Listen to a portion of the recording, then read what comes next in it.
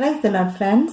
இன்றைய தினத்திற்கு பிரசங்கியான் பிரசன்ன வசனமாக நான் எடுத்திருப்பது 8வது அதிகாரம் 8வது வசனம். பிரசங்கி 8:8. ஆவியை விடாதிருக்கிறதற்கு ஆவியின் மேல் ஒரு மனுஷனுக்கும் அதிகாரம் இல்லை, மரண நாளின் மேலும் அவனுக்கு அதிகாரம் இல்லை, அந்த போருக்கு நீங்கி போவதும் இல்லை, துன்மார்க்கரை துன்மார்க்கம் விடுவிக்கவும் மாட்டாது. இந்த ஒரே வசனத்துல ஒரு நிறைய காரியங்களை குறித்து சொல்லியிருக்காரு. அதாவது ஆழமான சிந்தனையை உள்ள வசனம்.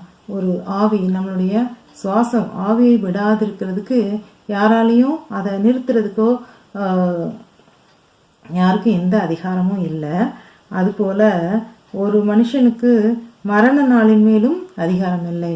நான் இந்த காரியத்தை நான் அதை செஞ்சிருவேன் இதை செஞ்சிருவேன்னு எல்லாம் சொல்ல முடியும். ஆனால் எனக்கு மரண நாள் வந்தால் நான் அதை தடுத்து நிறுத்திடுவேன்னு சொல்றதுக்கு யாருமே இல்லை.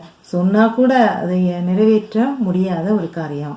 அது மாதிரி துன்மார்க்கருடைய துன்மார்க்கம் விடுவிக்கவும் விடுவதில்லை.